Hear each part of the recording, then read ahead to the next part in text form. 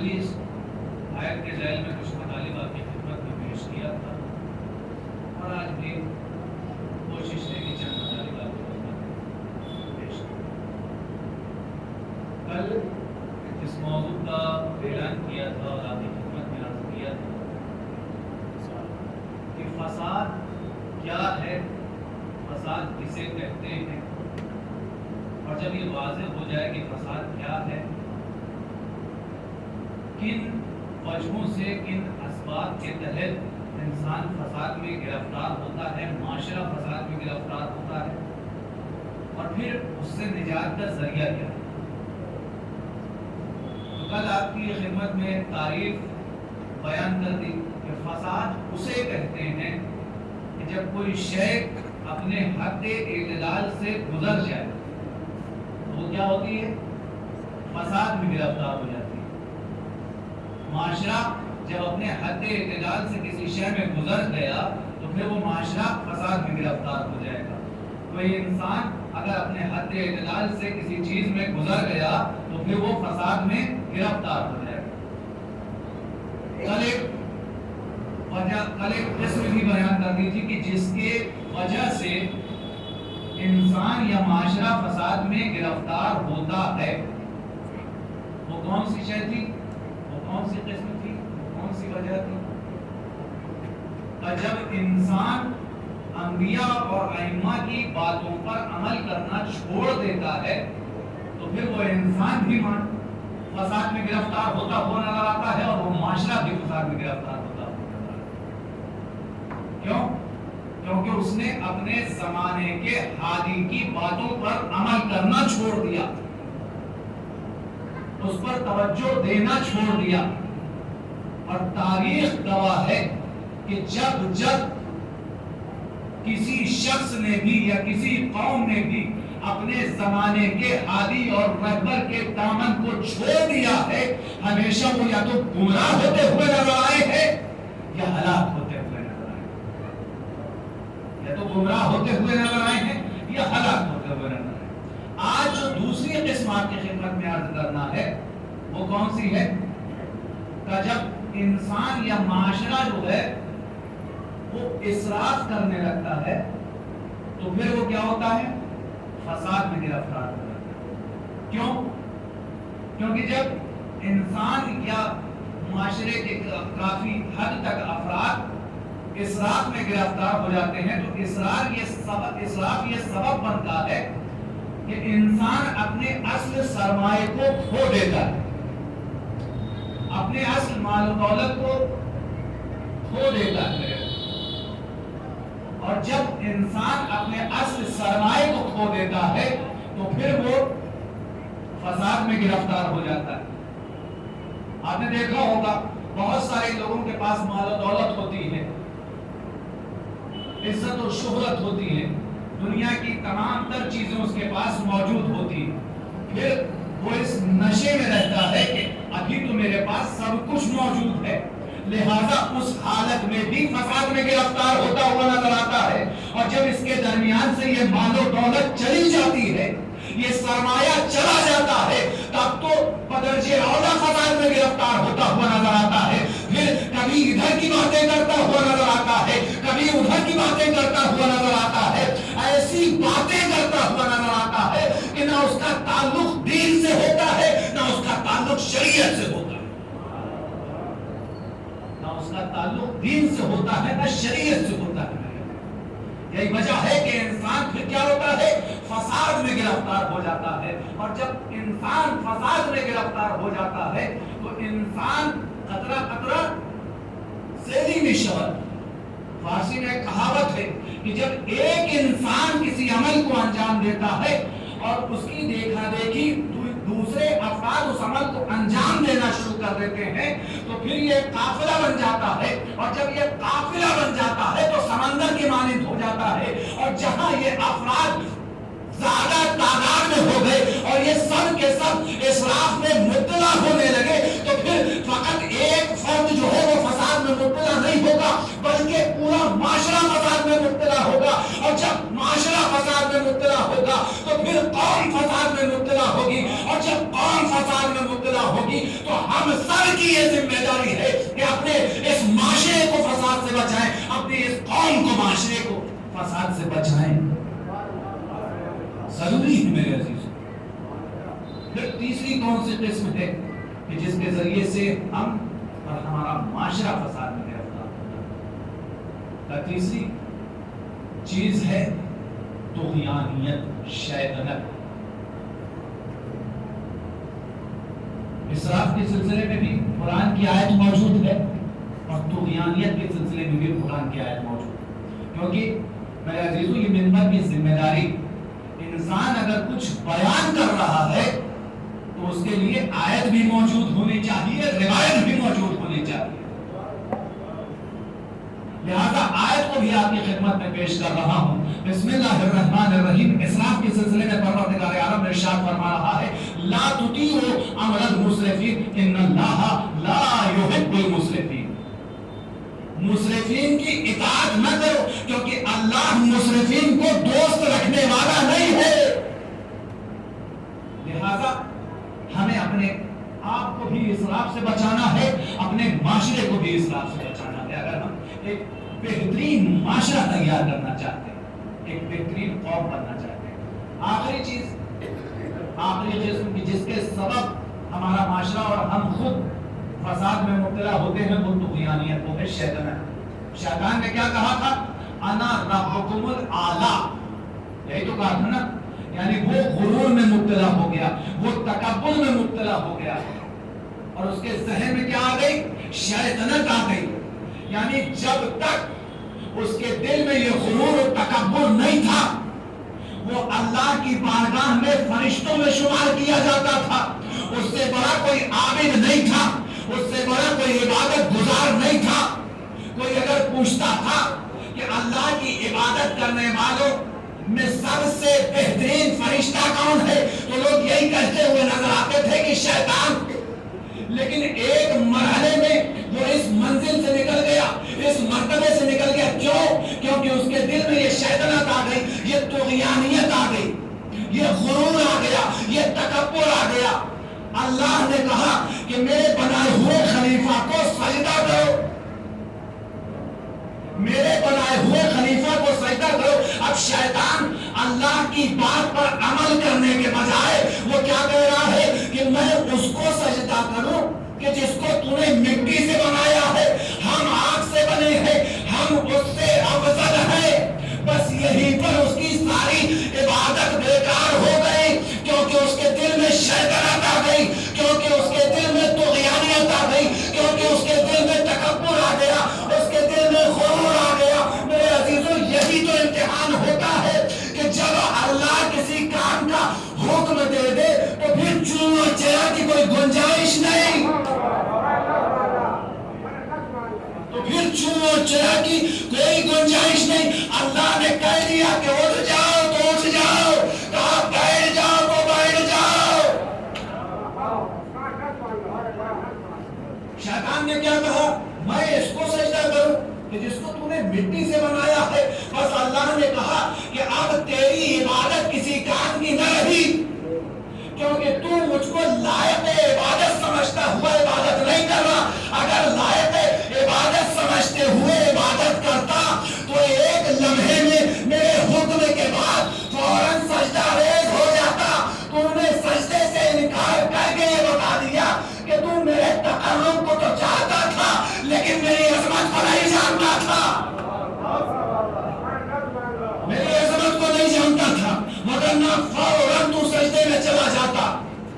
یعنی معلوم یہ ہوا کہ اگر ہمارے دل میں ذرا سا بھی تکبر آ گیا تو گویا شیطنت آ گئی، گویا طغیانیت آ گئی. لہذا اگر ہمیں اپنے اندر سے اس طغیانیت، اس شیطنت کو دور کرنا ہے، اگر ہمارے معاشرے سے ہمیں اپنے اندر سے اس فساد کو دور کرنا ہے تو پھر اس طغیانیت کو بھی دور کرنا ہوگا، اس تکبر کو بھی دور کرنا ہوگا، اس غرور کو بھی دور کرنا. تبھی ہمارا معاشرہ ایک صالح معاشرہ ہوگا، فساد سے دور معاشرہ ہوگا. میرے عزیز اللہ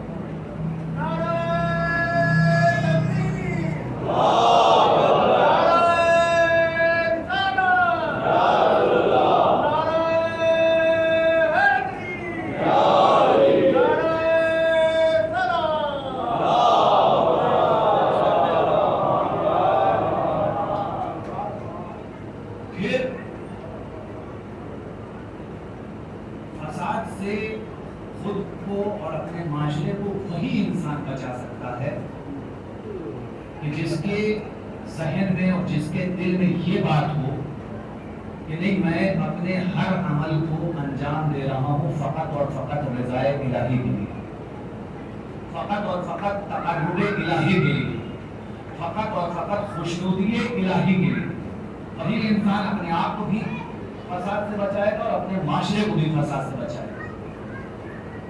یہی وجہ ہے کہ پروردگار عالم رسول اکرم یہ ارشاد فرماتے ہوئے نظر آتے ہیں کہ جب پروردگار عالم کسی کو کوئی نعمت دینا چاہتا ہے تو اس کو 3 صفتیں عطا کر دیتا ہے، 3 چیزیں عطا کر دیتا ہے۔ وہ کون سی 3 چیزیں ہیں؟ جلدی جلدی آپ کے خدمت میں۔ پہلی چیز فقہہ فی الدین، دین میں وہ انسان تفقہ کرنا شروع کر دیتا ہے، غور و فکر کرنا شروع کر دیتا ہے۔ تاریخ گواہ ہے میرے عزیزوں کہ ہر دور میں جس قوم نے کامیابی پائی ہے، موفقیت پائی ہے، اس نے دین میں تفقہ کیا ہے، اس نے دین میں غور و فکر کیا ہے، وگرنہ وہ کامیاب قوم نہیں گنی گئی، وہ کامیاب قوم شمار نہیں کی گئی میرے عزیزوں۔ لہذا ہمارا فریضہ کیا ہے کہ ہم اپنے ہر عمل میں دین میں تفقہ کریں، شریعت میں تفقہ کریں، غور و فکر کریں۔ یہی وجہ ہے کہ پروردگار عالم جگہ جگہ پر قرآن مجید میں ارشاد فرما رہا ہے افلا یتدبرون افلا یتفکرون افلا یعقلون، کیا تم قرآن میں غور و فکر نہیں کرتے ہو؟ کیا تم قرآن میں تدبر نہیں کرتے ہو؟ کیا تم کسی چیز کے بارے میں سوچتے نہیں ہو؟ یہی وجہ ہے کہ آپ دیکھیں بزرگان، علماء کرام، دانشوران کی سیرت کو اٹھا کر وہ سب کے سب اہل بیت کے دامن میں آ کر بیٹھتے تھے، زانوِ ادب کو طے کرتے تھے اور اسے کہتے تھے کہ دین کی معرفت چاہیے، آپ ہماری اصلاح کیجیے، اور اہل بیت اسی طریقے سے ان کی اصلاح کرتے تھے تاکہ وہ دین میں صحیح معنی میں تفقہ کر سکیں، غور و فکر کر سکیں اور دین کو صحیح معنی میں سمجھ سکیں۔ دوسری چیز زہدہ فی الدنیا، انسان جو اپنی اصلاح کرنا چاہتا ہے، اپنے معاشرے کی اصلاح کرنا چاہتا ہے، اپنے آپ کو فساد سے بچانا چاہتا ہے، اپنے معاشرے کو فساد سے بچانا چاہتا ہے، اس کو کیا چاہیے کہ وہ دنیا سے لو نہ لگائے، اس کی آرزویں دنیا سے وابستہ نہ ہو، وہ دنیا کو سب کچھ نہ سمجھے، کیونکہ دنیا کیا ہے؟ فانی ہونے والی ہے، دنیا باقی رہنے والی نہیں ہے۔ یہی وجہ ہے کہ ہمارے اور آپ کے پہلے امام نے اس دنیا کو 3 دفعہ طلاق دے کر یہ بتا دیا کہ دیکھو اس دنیا کی میری نظر میں کوئی حیثیت نہیں ہے، یا دنیا غری غیری طلقت کے ثلاثہ، میرے مولا نے 3 دفعہ طلاق دے کر یہ بتا دیا کہ دیکھو میری نظر میں اس دنیا کی کوئی حیثیت نہیں ہے، اور میرے چاہنے والوں کے لیے بھی یہ ضروری ہے کہ وہ اپنی آرزوؤں کو دنیا سے وابستہ نہ کرے، کیونکہ یہ دنیا فانی ہونے والی ہے، یہ دنیا باقی رہنے والی نہیں ہے میرے عزیزوں، اور اس کی عقلی دلیل بھی موجود ہے ہمارے پاس۔ آپ دیکھیں کہ جب ہم کہیں سفر پر جاتے ہیں میرے عزیزوں تو ہم کیا کرتے ہیں؟ ہم کسی ہوٹل میں جاتے ہیں تو ہم کیا کرتے ہیں؟ ہم اس سے یہ کہتے ہوئے نہیں نظر آتے کہ بھائی ہماری مرضی کے موافق یہ کمرہ نہیں بنا ہے، اس میں ایسا ٹوائلٹ ہونا چاہیے، اس میں ایسا کچن ہونا چاہیے، اس میں ایسا روم ہونا چاہیے، نہیں کہتے نا، کیونکہ ہمیں پتا ہے کہ ہم 1 گھنٹے 2 گھنٹے 1 دن 2 دن مہینہ بھر اس میں رہنے والے ہیں، اس کے بعد اس کو ترک کرنے والے ہیں۔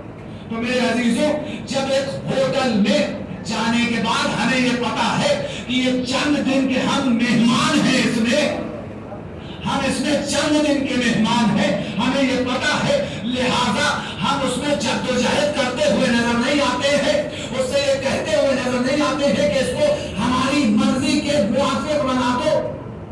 تو میرے عزیزوں ہمیں یہ بھی پتا ہونا چاہیے کہ یہ دنیا فانی ہونے والی نہیں ہے، اس میں ہمیں اپنی پوری زندگی نہیں گزارنا، چند دن کے مہمان ہے، جتنے دن ہم اس دنیا میں ہے زندگی کو گزار دے تاکہ جب ہم یہاں سے جائیں تو ہمارا رب ہم سے راضی ہو، دنیا راضی ہو یا نہ ہو، راضی ہو یا نہ ہو۔ پھر ہمیں اس بات کا احساس نہیں ہونا چاہیے، فکر نہیں ہونی چاہیے کوئی ہم سے راضی ہے یا نہیں ہے، کوئی ہم سے راضی ہے یا نہیں، ہمیں فکر نہیں ہونی چاہیے۔ یہی وجہ ہے میرے عزیزوں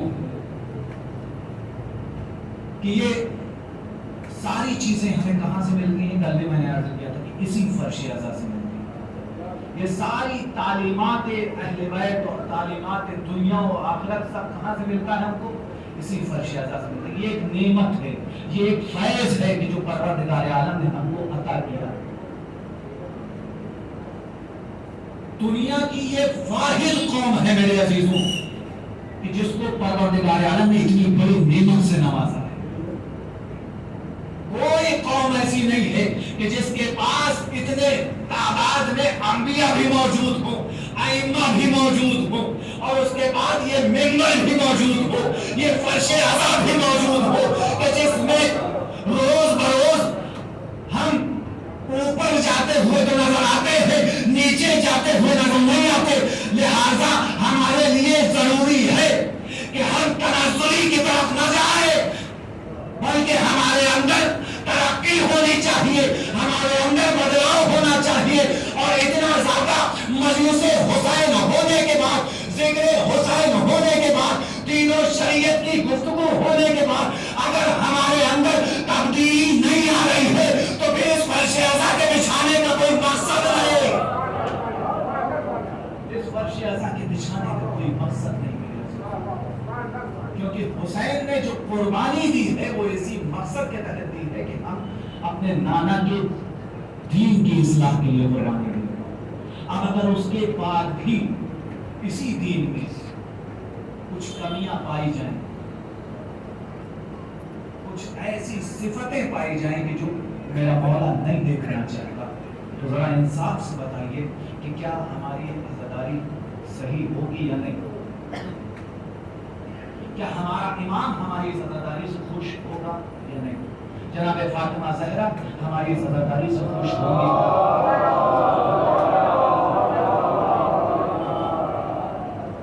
کیوں کہہ رہا ہوں؟ کیونکہ میرے عزیزوں جب ہمارے یہاں کوئی مہمان آتا ہے تو ہم کیا کرتے ہیں؟ ہم اس کی چھوٹی سے چھوٹی باتوں کا خیال رکھتے ہیں کہ ہم سے کوئی ایک ایسی بات سرزد نہ ہو جائے کہ جس سے اس کو اذیت ہو، جس سے اس کو اذیت ہو۔ تو کائنات کی ایسی خاتون کہ جو اس فرش اعضا پر آتی ہے اپنے لال کے کرسے کو قبول کرنے کے لیے، اگر ہم اس کی مرضی کا خیال نہ رکھیں کہ جس کی تعظیم کے لیے ہمارا رسول کھڑا ہو جایا کرتا تھا، کہ جس کی مرضی کے موافق ملائکہ بھی اس کے گھر میں داخل نہیں ہوا کرتے تھے، تو ذرا انصاف سے بتائیے کہ ہماری عزاداری قبول ہوگی یا نہیں ہوگی؟ لہذا ہمارے لیے ضروری ہے کہ ہم ان باتوں کا خیال رکھیں۔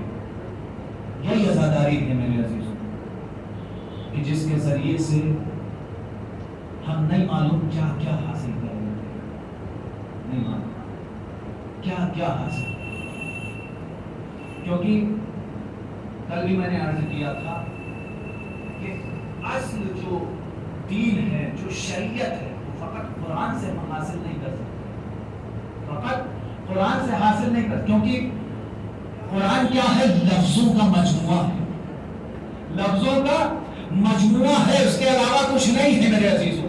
قرآن میں کلیات کو تو بیان کیا گیا ہے لیکن جزیات کو بیان نہیں کیا گیا۔ اگر جزیات کو جاننا ہے تو پھر ہمیں اہل بیت کے دامن کو تھامنا ہوگا، بغیر اہل بیت کے دامن کو تھامے ہم جزیات کو درک نہیں کر سکتے، اس کو سمجھ نہیں سکتے۔ یہی وجہ ہے کہ ہماری جو یہ عزاداری ہے اس میں وہ تمام تر جزیات کو بیان کر دیا جاتا ہے تاکہ ہم صحیح معنی میں اس دین کو بھی سمجھ سکے، اس شریعت کو بھی سمجھ سکے اور اپنی زندگی کے ہر عمل کو اس اعتبار سے گزار سکے کہ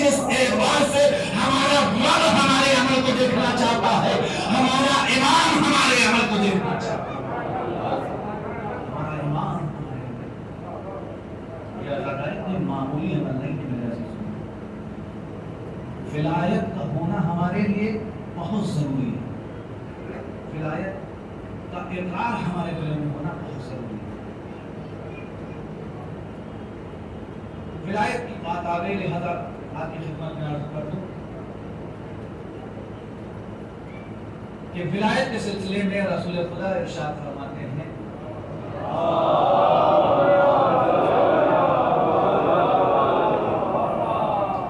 جس دل میں ولایت علی ابن ابی طالب و آل علی ابن ابی طالب ہے وہ دل کیا ہو جاتا ہے؟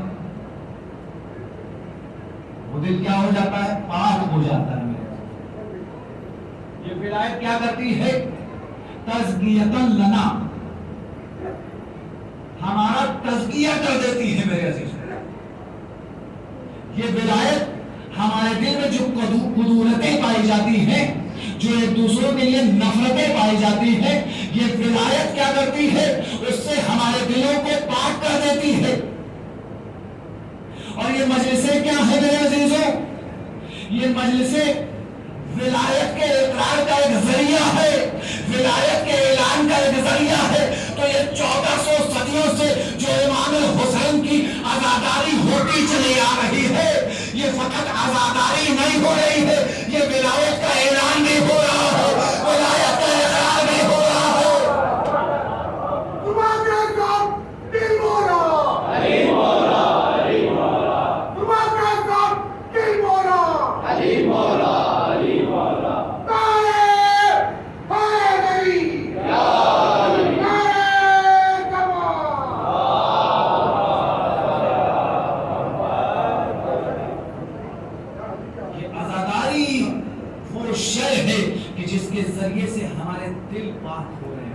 قدورتیں نکل رہی ہیں، خرافات نکل رہے ہیں. کیوں؟ کیونکہ جب ہم اس فرش اعظم پر بیٹھتے ہیں نا تو ہماری اصلاح کی جاتی ہے. ہمیں بتایا جاتا ہے کہ کون سی چیزیں آپ کے دلوں میں ہونی چاہیے اور کون سی چیزوں کو آپ اپنے دلوں سے نکال کر باہر پھینک دو. یہ ذریعہ ہے ہماری تبلیغ. دوسری کون سی چیز؟ طہارۃ لانفسنا، جس دل میں ولایت پائی جاتی ہے وہ نفوس کیا ہوتے ہیں؟ پاک ہو جاتے ہیں میرے عزیز. وہ نفوس پاک ہو جاتے ہیں. تو یہ 1400 صدیوں سے جو عزاداری ہو رہی ہے، یہ جو فرش اعظم بچھا رہے ہیں، یہ جو ذکر حسین ہو رہا ہے، یہ جو ماتم حسین ہو رہا ہے، یہ فقط ذکر حسین نہیں ہے میرے عزیزوں، یہ فقط عزاداری نہیں ہے، بلکہ ہم 1400 صدیوں سے اپنے دلوں کو پاک کرتے چلے آ رہے ہیں. اپنے دلوں کو پاک کرتے چلے آ رہے ہیں. اور صرف ایک سال نہیں، 1400 صدیوں سے ہر سال اسی اہتمام کے ساتھ اس فرش اعظم کو بچھاتے ہیں، اسی شان و شوکت کے ساتھ یہ فرش اعظم کو بچھاتے ہیں، ذکر حسین کرتے ہیں، حسین کا غم مناتے ہیں، حسین کا تذکرہ کرتے ہیں. یہ فقط حسین کا تذکرہ نہیں ہے بلکہ ایک عہد و پیمان ہے. مولا ہم فقط آپ کا تذکرہ نہیں کر رہے ہیں بلکہ اپنے دلوں کو پاک کر رہے ہیں، اپنے دلوں کو پاک کر رہے ہیں. تیسری کون سی شے ہے میرے عزیزوں؟ جس دل میں ولایت پائی جاتی ہے، کفارۃ لذنوبنا. اللہ ہمارے گناہوں کا کفارہ ہے، ہمارے گناہوں کا کفارہ ہے میرے عزیزوں. یہ ولایت علی ابن ابی طالب. جب جب ایک ذاکر اور جب جب یہ سامعین ایمان کی یہ فرش اعظم بچھاتے ہیں تو یقیناً کوئی بھی ایک ایسی مجلس نہیں ہوگی کہ جس میں تمام تر سامعین کا دل ایمان سے مملو نہ ہو، ایمان سے بھرا نہ ہو، ولایت کا اقرار نہ رکھتا ہو انسان، بلکہ جب جب یہ فرش اعظم بچھائی جاتی ہے اس کے ایمان میں تازگی آ جاتی ہے، اس کے ایمان میں تازگی آ جاتی ہے. گویا یوں کہیے کہ اس کی ولایت تازہ ہو جاتی ہے. اور جب ولایت تازہ ہو جاتی ہے، یہ فقط ولایت اور یہ ایمان کا تازہ ہونا نہیں ہے میرے عزیزوں، بلکہ یہ 1400 صدیوں سے جو ہم یہ فرش عزا بچھا رہے ہیں، ہم یہ اعلان کر رہے ہیں، ہم اس ولایت کے ذریعے سے، ہم اس فرش عزا کے ذریعے سے یہ اعلان کر رہے ہیں کہ فقط ہم حسین کا تذکرہ نہیں کر رہے ہیں، فقط یہ ذکر حسین نہیں ہو رہا ہے، بلکہ ہم اپنی ولایت، اپنے ایمان کو تازہ کر رہے ہیں، اپنے ایمان کو محکم کر رہے ہیں، اپنے ایمان کو پختہ کر رہے ہیں. اور فقط اپنے ایمان کو پختہ نہیں کر رہے ہیں، بلکہ اس کے ذریعے سے اپنے گناہوں کو بخشوا رہے ہیں، اپنے گناہوں کو بخشوا رہے ہیں. کیوں؟ کیونکہ جب اس مجلس میں کوئی سامنے آ کر بیٹھتا ہے، حسین کا عزادار آ کر بیٹھتا ہے، تو میرے عزیزوں یہ مجلس فقط مجلس نہیں ہے، بلکہ یہ ایک درس اخلاق ہے، یہ درس اخلاق ہے، یہ یونیورسٹی ہے، یہ کالج ہے، یہ مدرسہ ہے. جب اس فرش عزا پر انسان آ کر بیٹھتا ہے تو اس کے اندر کچھ تبدیلی ہوتی ہے، اور اس کا مقصد بھی یہی ہے. اور جہاں کسی ایک انسان کے اندر بھی ایک تبدیلی ہو گئی، اس فرش عزا کا حق ادا ہو گیا.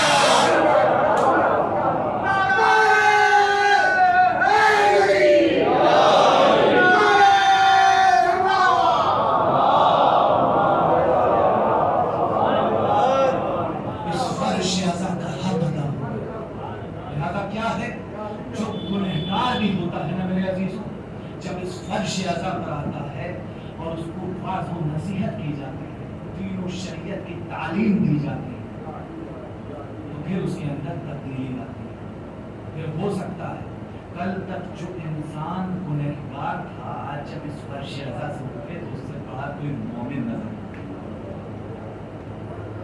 نہیں، کیونکہ دین اسلام وہ مذہب ہے جس میں جب انسان چاہے توبہ کر کے اپنے آپ کو مومن کہلوا سکتا ہے. کیونکہ پروردگار عالم وہ رب ہے کہ جو کبھی بھی کسی بھی انسان کتنا بھی بڑا سے بڑا گنہگار کیوں نہ ہو، اگر اس نے حقیقی معنی میں توبہ کر لی، استغفار کر لیا، تو پروردگار عالم ایک لمحہ نہیں لگتا اس کو بخشنے، ایک لمحہ نہیں لگتا اس کو معاف کر دے، اس کو معاف کر دے. یہ ہے میرے عزیز ولایت کی بات،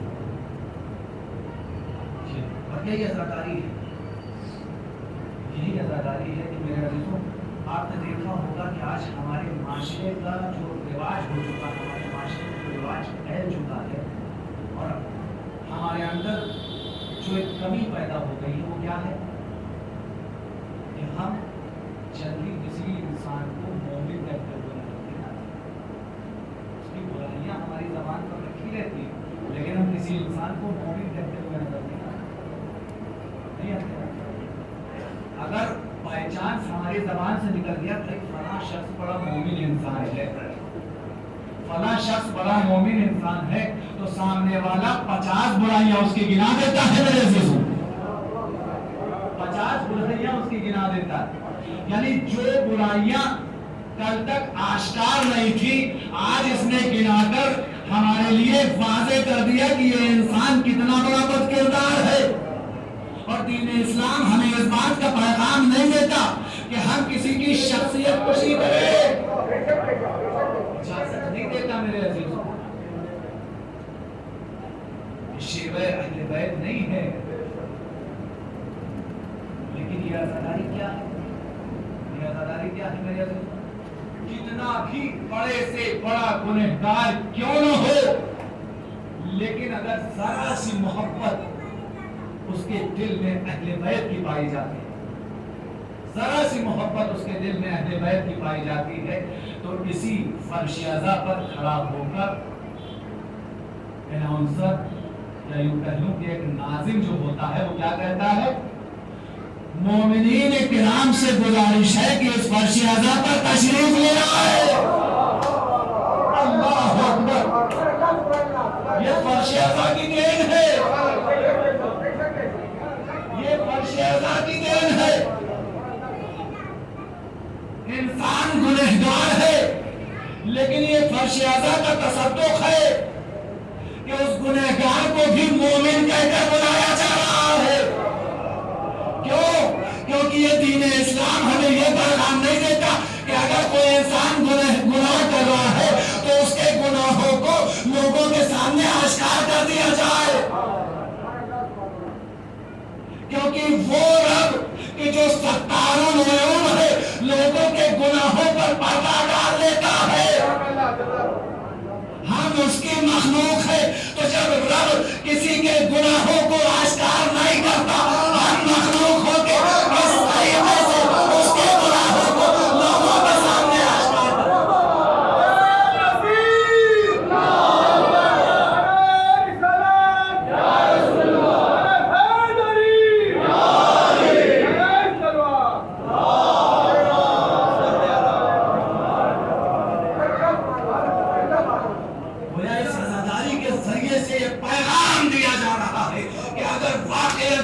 سچے حسینی ہو, سچے عزادار ہو تو آج سے یہ عہد کر کے اٹھنا کہ آج سے کسی کے گناہوں کو آشکار نہیں کرنا ہے. اگر کوئی گنہگار ہے اس کو تنہا کسی گوشے میں لے جا کر سمجھا دینا, لیکن لوگوں کے سامنے بیان نہیں کرنا. لوگوں کے سامنے بیان نہیں کرنا کیونکہ دین اسلام کے لیے پیغام نہیں. اور پھر جب امام حسین جناب فاطمہ زہرا ایسے عمل کو دیکھیں گی تو ہرگز ایسا نہیں ہو سکتا کہ وہ سمجھ سے راضی ہو, کیونکہ امام نے جو قربانی دی تھی یہ دین کی اصلاح کے لیے قربانی دی. یہ اصلاح نہیں, یہ فساد ہے.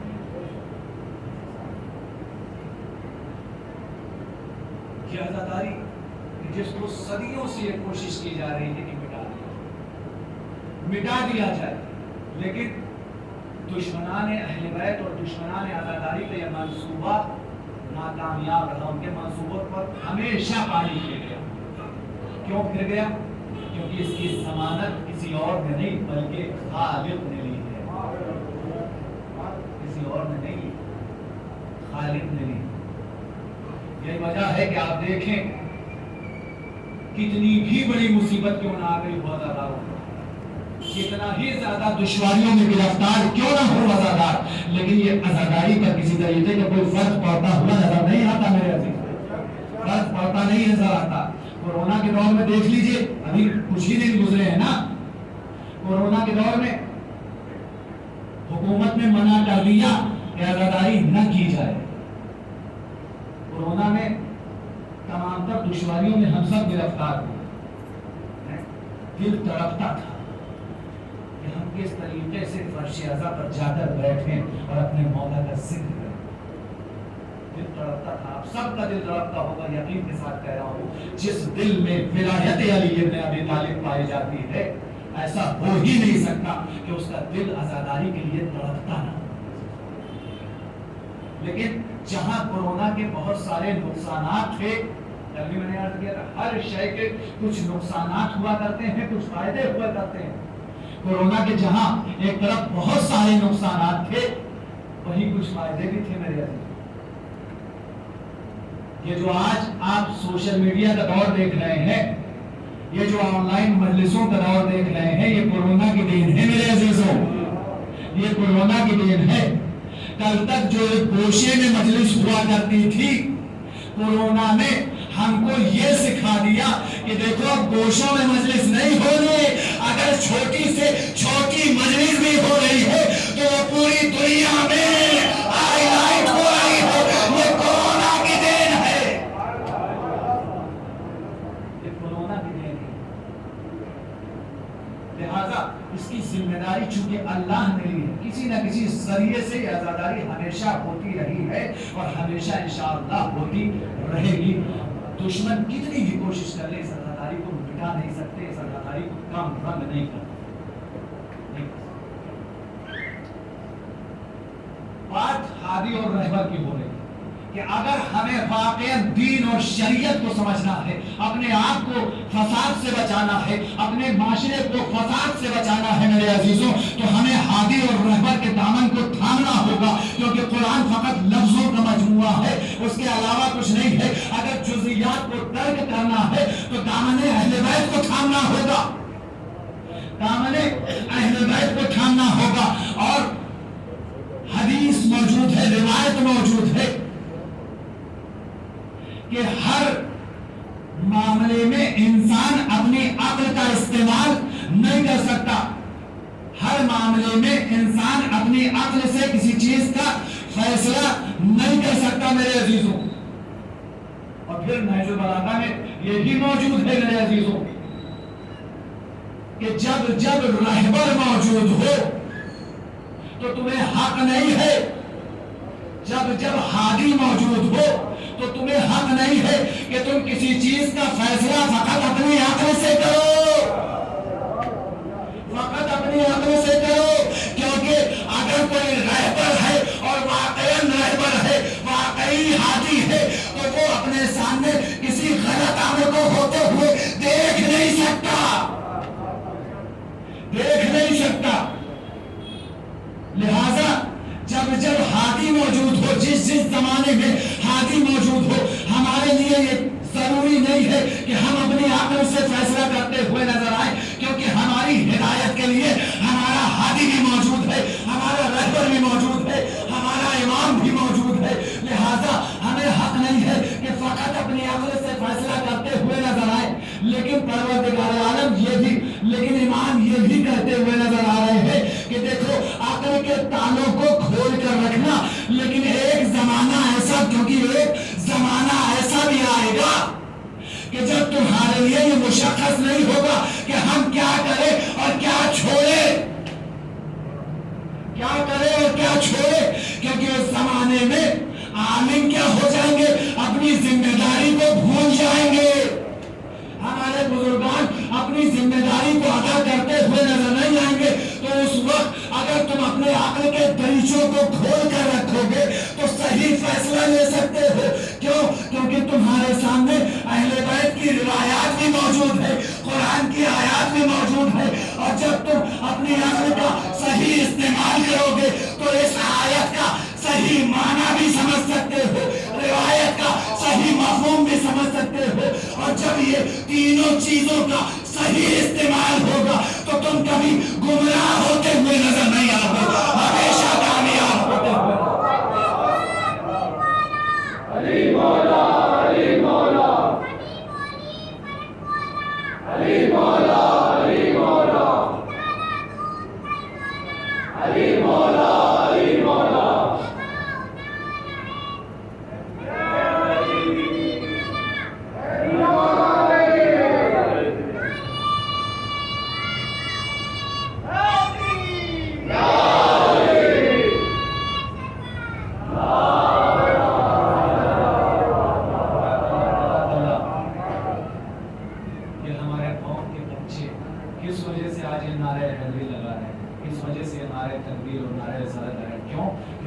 تربیت صحیح ہوئی، اور یہ کچھ اور نہیں ہے، یہ اس مرشدہ کی دین ہے، یہ اس مرشدہ کی دین ہے۔ یہ وجہ ہے کہ ہمیشہ حق گو عالم یہی کہتے ہوئے نظر آئے ہیں کہ اس منبر پر ہر کس و ناکس کو آنے کی اجازت نہیں ہے، فقط وہی اس منبر پر آ سکتا ہے کہ جو دین و شریعت کے بارے میں گفتگو کرتا ہو، کیونکہ اس سے ہمارے بچوں کی صحیح تربیت ہوتی ہے، صحیح تربیت، اور یہ تربیت کا اثر یہ اس کے دل کے پاک ہونے کا ثبوت ہے، یہ اس کے خانوادے کے پاک ہونے کا ثبوت ہے۔ بس میرے ہمیشہ سے اس دین اسلام پر ایک تہمت لگاتے ہوئے چلے آ رہے ہیں لوگ، اور اسی تہمت کہ یہ دین اسلام کیا ہے؟ آتنکواد کا مذہب، آتنکواد کا مذہب، یہ تو کہتے چلے آ رہے ہیں نا لوگ۔ جب سے دین اسلام وجود میں آیا ہے اور اس کے دشمنان منظر عام پر آئے ہیں. کیا کہتے چلے آ رہے ہیں کہ دین اسلام آتنکواد کا مسئلہ ہے، جبکہ ایسا بالکل نہیں.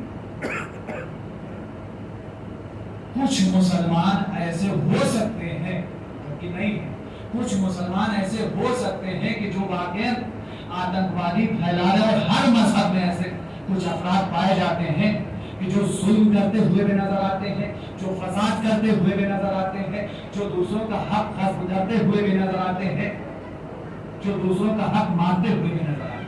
ہر مذہب میں کچھ افراد ہے، لیکن دین اسلام اصلاً ہم قبول نہیں کر سکتے کہ دین اسلام آتنکواد کا مذہب ہے. کیوں نہیں قبول کر سکتے؟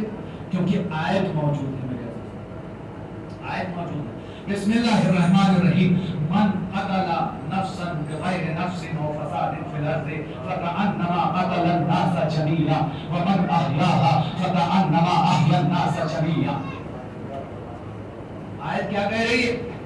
اگر کسی انسان نے کسی ایک انسان کو بغیر کسی عذر کے، بغیر کسی خطا کے قتل کر دیا تو اس نے ایک انسان کو قتل نہیں کیا ہے بلکہ اس نے پوری انسانیت کو قتل کر دیا.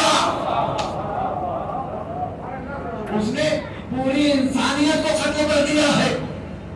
اور اس کے مقابلے میں کیا کہہ رہے ہیں؟ وَمَنْ أَحْيَاهَا فَكَأَنَّمَا أَحْيَا النَّاسَ جَمِيعًا. جس کسی نے کسی ایک انسان کو حیات بخش دی، وہ یہ نہ سمجھے کہ اس نے کسی ایک انسان کو حیات بخشی ہے، پوری انسانیت کو حیات بخش دی. پوری انسانیت کو حیات بخش دی. وہ دین اسلام آتنکواد کا مذہب کیسے ہو سکتا ہے کہ جو ہمیں یہ پیغام دے رہا ہو کہ دیکھو تمہارے لیے جائز نہیں ہے کہ بغیر کسی خطا کے، بغیر کسی عذر کے کسی ایک انسان کو بھی قتل کر دو. جو دین اسلام ہمیں یہ پیغام دے رہا ہو، وہ یہ پیغام کیسے دے سکتا ہے کہ پوری قوم کو قتل کر دو؟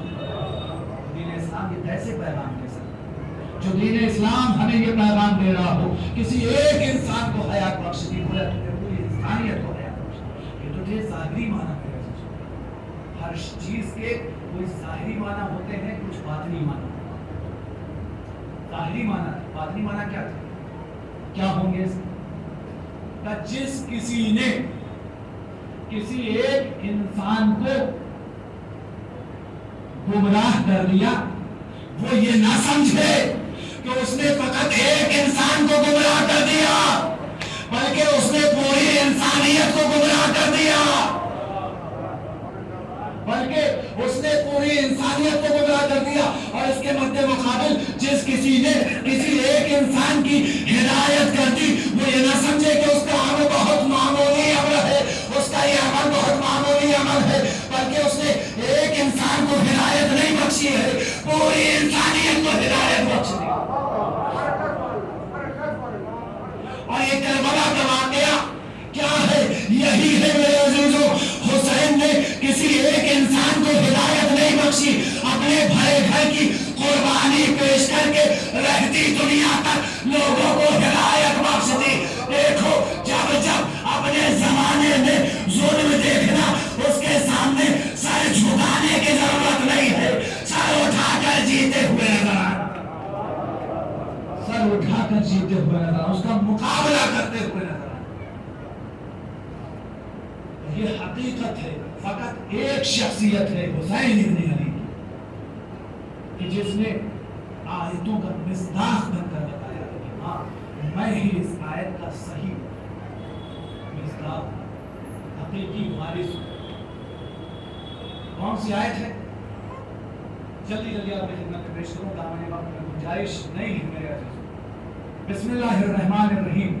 قل ان کان آباؤکم وابناؤکم وإخوانكم وأزواجكم وعشيرتكم وأموال اقترفتموها تجارة تخشون كسادها ومساجد ترضونها أحب إليكم من الله فتربصوا حتى يأتي الله بأمره والله لا يهدي القوم الفاسقين. پروردگار عالم کیا ارشاد فرمایا ہے میرے حبیب؟ ایک صلوات میں محمد والے محمد.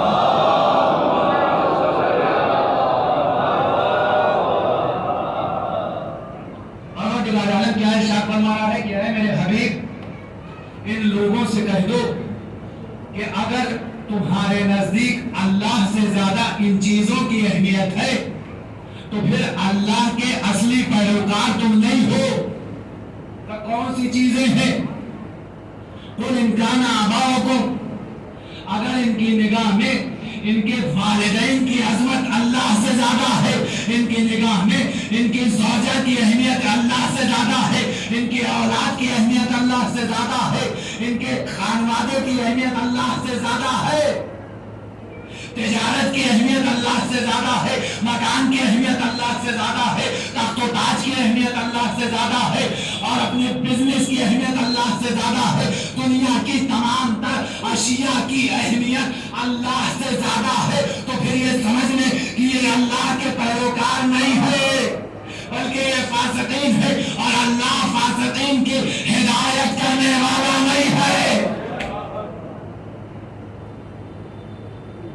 میرے عزیزوں، جب اس آیت کا مصداق تلاش کرنا شروع کیا تو کوئی اور ذات ہمیں نظر نہیں آئی، تنہا ایک ذات نظر آئی کہ جس نے اللہ کی رضا کے خاطر، اللہ کے تقرب کے خاطر، اللہ کی خوشنودی کے خاطر نہ اپنے ماں باپ کی پرواہ کی، نہ اپنے خانوادے کی پرواہ کی، نہ اپنے مال و دولت کی پرواہ کی، نہ تخت و تاج کی پرواہ کی، نہ اپنی دنیا کی پرواہ کی، بلکہ اللہ کی راہ میں اپنے والدین کو بھی نہیں پرواہ کیا، ان کو بھی چھوڑ دیا، اپنے خانوادے کو بھی چھوڑ دیا، اپنے ازواج کی بھی پرواہ نہیں کی، بلکہ اللہ کی مرضی کے لیے ان سب کو قربان کر دیا۔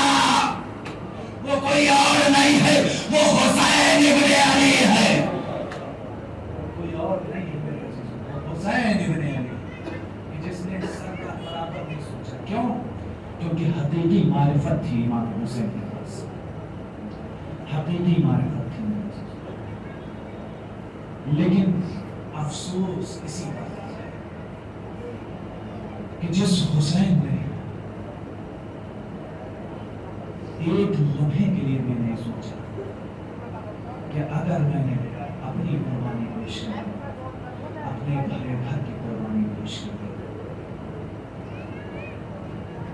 تو پھر کل کیا ہوگا؟ نہ میرے پاس مال و دولت رہے گی، نہ میرے پاس یہ دنیا رہے گی، نہ میرے پاس تخت و تاج رہے گا، نہ میرے پاس گھر رہے گا، نہ میرے پاس وطن رہے گا، نہ میرے پاس میرے اپنے رہے گا۔ جس حسین نے کسی چیز کی بھی پرواہ نہیں کی میرے عزیزوں، فقط اور فقط اگر کسی بات کی پرواہ تھی تو وہ یہ تھی کہ اپنے نانا کے دین کو کس طریقے سے محفوظ کروں، کس طریقے سے اس کی اصلاح کروں۔ اگر اس راہ میں مجھے اپنی قربانی دینی پڑ رہی ہے تو میں خوشی خوشی دوں، اپنے بھرے گھر کو لٹانا پڑ رہا ہے تو میں خوشی خوشی دوں۔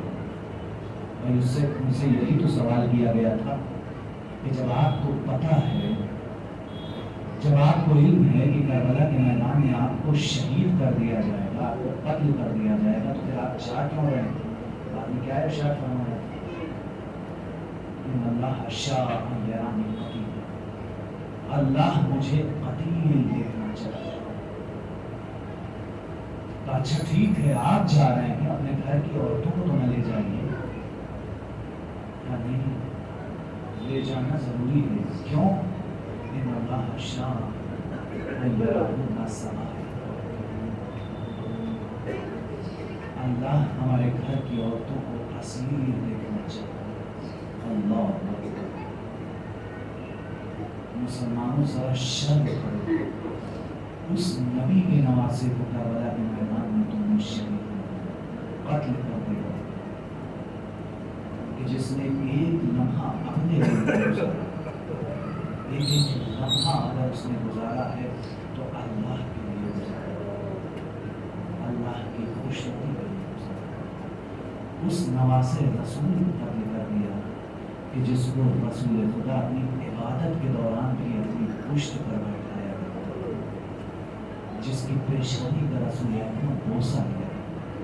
کیسے مسلمان، کیسے مسلمان ایک لمحے کے لیے بھی خیال نہیں آیا کہ یہ وہی حسین ہے، یہ وہی حسین ہے کہ جس کے گلے پر رسول اکرم غسل لیا کرتے تھے، زارو پتار رویا کرتے تھے، بارہا پیشن گوئی کی، لوگوں کو بتایا کہ یہ میرا نواسا ہے کہ جس کو کربلا کے میدان میں شہید کر دیا۔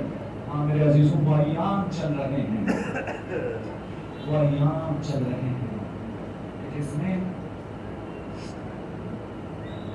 اہل بیت کو رہا کیا گیا، مسیحوں کو رہا کیا گیا، سید سجاد کو بلایا گیا اور کہا گیا کہ آج ہم تم کو رہا کر رہے ہیں، تم کو آزاد کر رہے ہیں، اگر تم چاہتے ہو تو یہی رہو، اور اگر نہیں چاہتے ہو تو جاؤ، جا سکتے۔ اب سید سجاد کہتے ہیں میں اتنا بڑا فیصلہ خود نہیں کر سکتا، میں اپنی پھوپھی سے پوچھ کر بتا، اب جو میرے مولا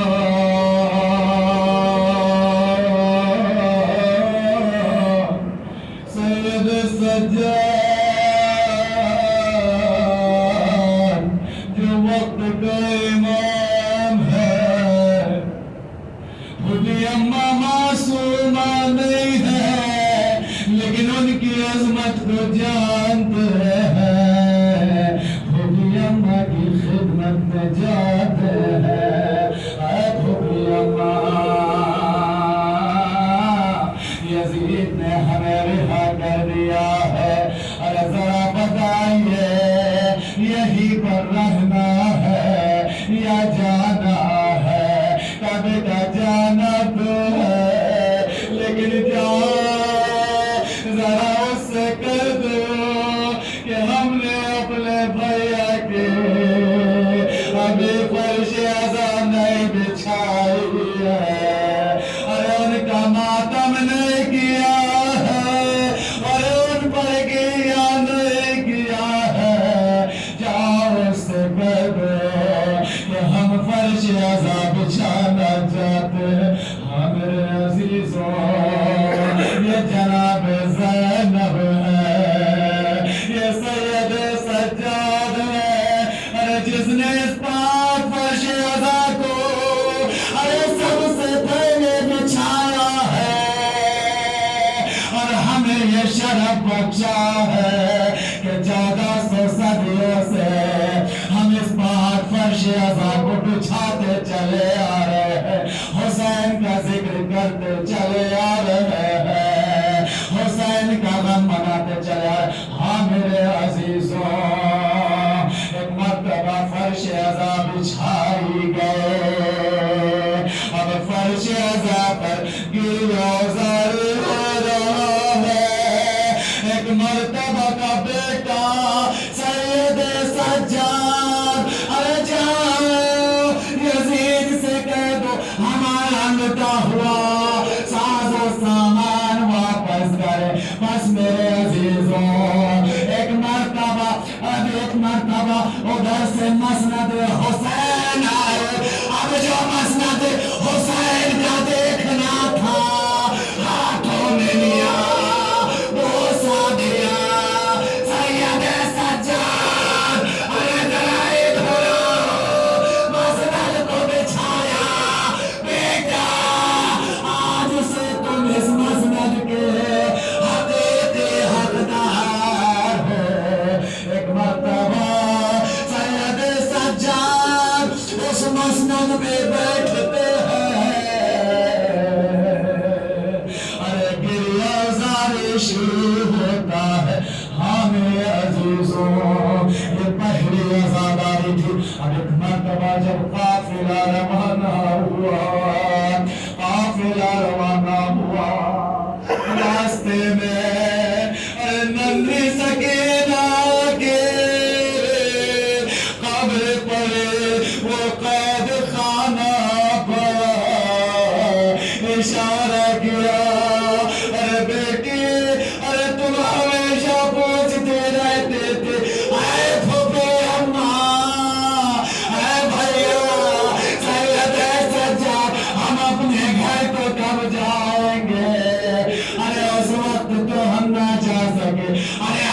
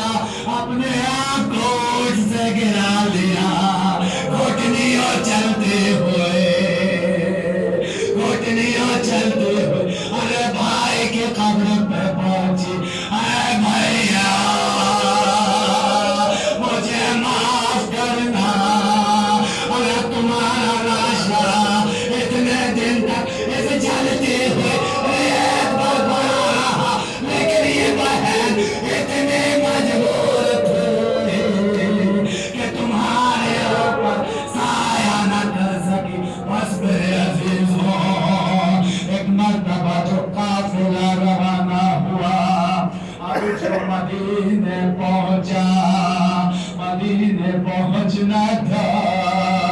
ایک ایک بیوی ہے جناب زینب ہے جو کبھی نانا کے قبر پہ جاتی ہے. اے میرے نانا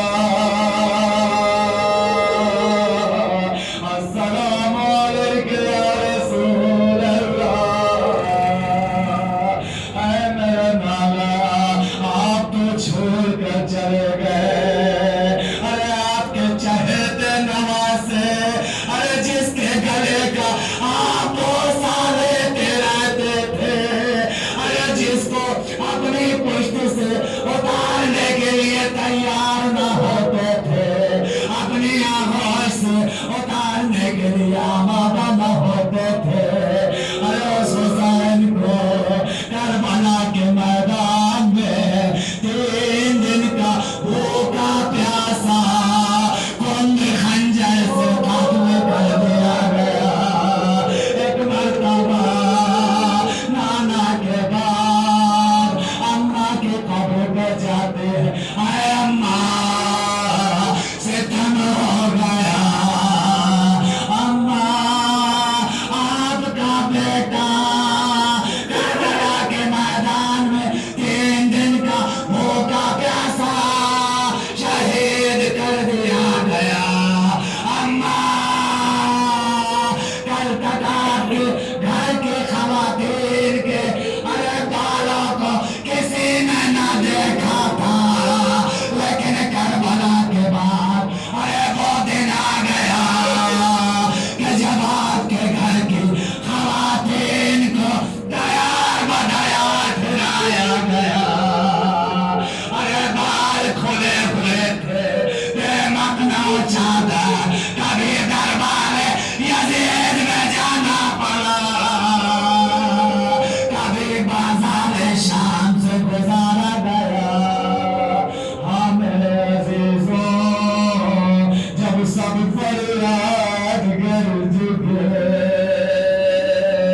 ایک مرتبہ میرے عزیزوں سنیے گا, جناب رباب کے سلسلے میں, جناب صغرا کے سلسلے میں عرض کر دوں. اب جو یہ قافلہ مدینے پہنچا ہے, جناب صغرا ایک ایک آغوش کو تلاش کر رہے ہیں. ارے کسی آغوش میں تو میرا نانا علی اصغر نظر آ جائے. ارے نیچے کی جانب دیکھتے ہیں, ارے میری 4 سالہ سکینہ کہاں ہے. کبھی اس بیوی کی جانب, کبھی اس بیوی کی جانب, آخر میں برداشت نہ ہوا. اے بھوپی اماں, ارے یہ بتائیے, اے بھیا سید سجا, ارے میرا چہتا علی اصغر کہاں ہے. ارے کہاں ظالموں نے اس ننھی سی جان کو بھی نہیں بخشا. کربلا کے میدان میں اس ننھی سی جان کو بھی ختم کر دیا گیا. تمہاری سکینہ بھی قید خانہ شام میں بابا کو یاد کرتے کرتے دم توڑ دیا. جزاکم اللہ.